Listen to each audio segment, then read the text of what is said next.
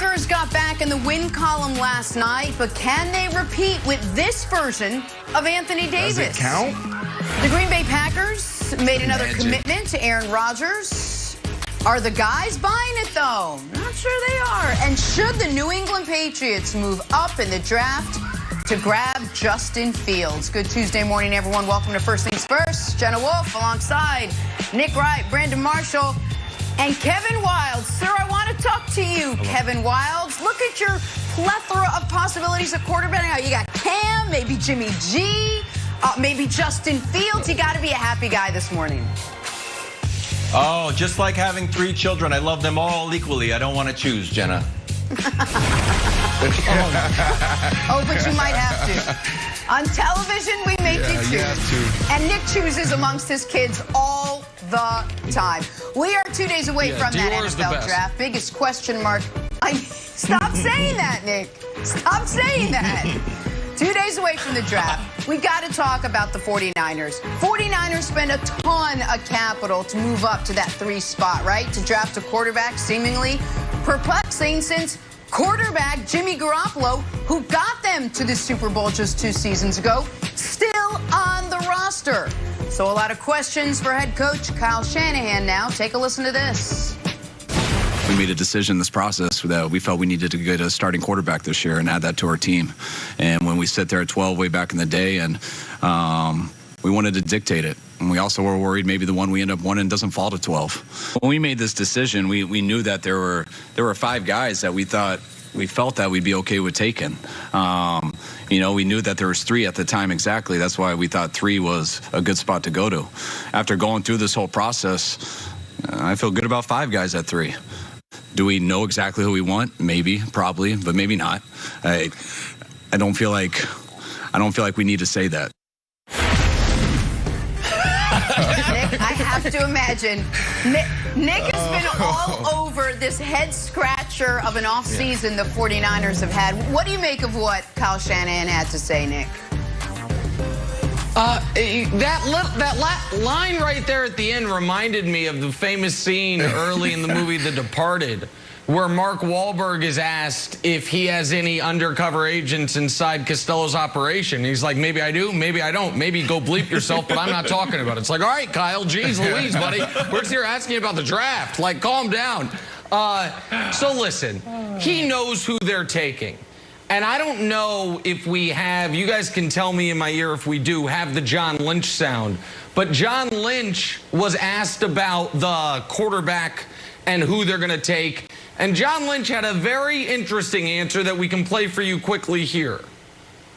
I told Kyle from the beginning that he and I are doing this together. And when it comes to quarterbacks, I'd be foolish, I believe. We have a head coach who's also our offensive play caller. I will always defer to him. And, you know, what's cool about that is that Kyle, I think, respects my opinion enough. He always wants it. So that is John Lynch, I think, kind of washing his hands of this decision for good or for bad. What it is, John Lynch, to me, had the most interesting and telling moment there, and it was what we just played, which was him saying, hey, Kyle's going to pick the quarterback. And if you're a Niners fan, it's going to make you a little anxious, because back in 2017, when they could have drafted Mahomes or could have drafted Watson, Peter King was in the draft room. And reported right after that draft, there was 1 quarterback in the entire draft class Kyle Shanahan liked. C.J. Beathard, which is why a guy who people thought was going to go in the 7th round went in the 3rd round because Kyle Shanahan liked him. So where I have changed a bit is this, Brandon. I do think now it's Mac Jones because I think Kyle Shanahan, it's his call, it's his pick. I think that's his guy, and we will see if it works out.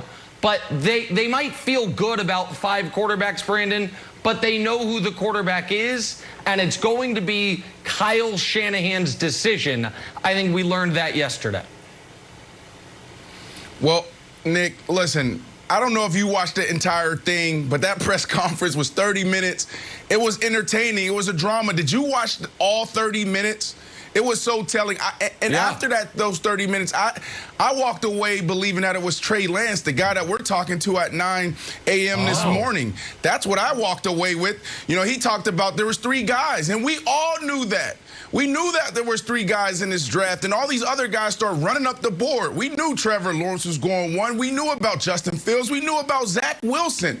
But we weren't talking about Trey Lance. We were talking about him at the end of the first and potentially a second rounder. Mac Jones, nobody was talking about Mac Jones. So I respect their process. I do believe you fall in love with a guy from watching film because there's so many ways to evaluate guys. You go out to practice. You turn on the tape, and then you start sitting down with them. You get on these Zoom calls. You start questioning. You start testing them. And I believe some guys start moving around. He said all 5 guys. There's another thing he said while I was in the press conference. Well, all 5 guys throughout this process have gotten better. I don't believe that. I believe that there's guys like Trey Lance that really impressed them and they're falling in love with. So do they have their answer now? Probably.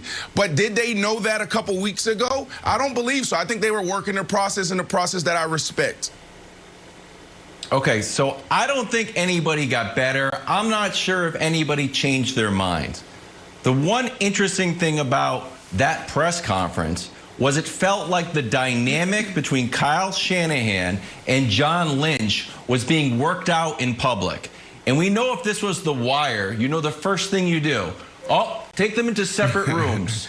And then you have McNulty asking John Lynch, like, hey, I heard you want Mac Jones. What? Who said it? Oh, Kyle said he wanted Mac Jones. If you separated those guys and asked them who they really wanted, I do not think they would come up with the same answer. And Nick, I think that's the reason why we've had so much indecision and cloudiness around this pick. I think that's right. All right. I'm going to jump in here because I wanted to talk about 2 things. A, did not know Nick Nolte was in The Wire. Love Nick Nolte. I'm going to have to jump on that. I know it's not a new show. Don't say it, Nick. And 2, the other big angle here. Jenna, the other big angle here not Nick Nolte. Is the team's plans. Not Nick Nolte. Oh, okay. Okay. I heard it wrong. I'm trying to follow along. There's so much going on. Jimmy Garoppolo. So what does his future in San Francisco look like? So who did you say? All right. Shanahan was asked if he'll be on the roster come Sunday. Jimmy G, obviously. Oh, take a listen to this. I screwed that up. I can't guarantee that anybody in the world will be alive Sunday, so I can't guarantee who will be on our roster on Sunday. So that goes for all of us. When you take a rookie quarterback and you have a veteran like Jimmy, who we know we can win with, just to move on from that is something that it's not easy to do. No, it's not. So, Brandon, how should Jimmy Garoppolo feel after all of this? Because he's watching and reading and everything that we are, and he knows basically what their plans are. Well, listen. This whole press conference was weird. You have to go back and watch it from start to finish.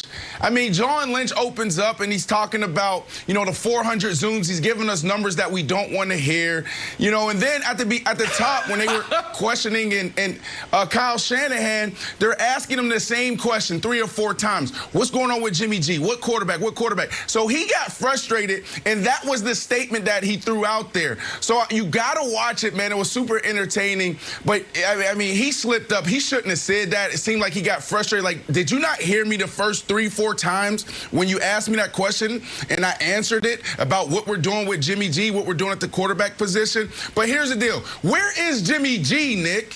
Where is he at? I went on his IG. Oh. He hasn't posted since 2020. I mean, we haven't seen any type of, you know, pictures or anything coming out as far as like he's on an island somewhere. Right. Where's Jimmy G? Can we hear from Jimmy G? Because if I'm Jimmy G right now, I'm in a huddle with my agents, with my advisors, and I'm trying to figure out how the hell to get out of San Francisco. But I need to hear from Jimmy G. Well, yeah, I think he's being radio silent strategically because he's plotting, you know, where he wants his next move to be, because obviously it's not San Francisco. And as much as Wilds loves quarterback wins, Kyle Shanahan doesn't. Kyle Shanahan, as head coach of the Niners, is 24-9 with Jimmy G starting, 7-27 with everybody else, and he doesn't care about that. Like, I understand some people do. Kyle Shanahan does not. My thing that I want to toss to Wildes is this.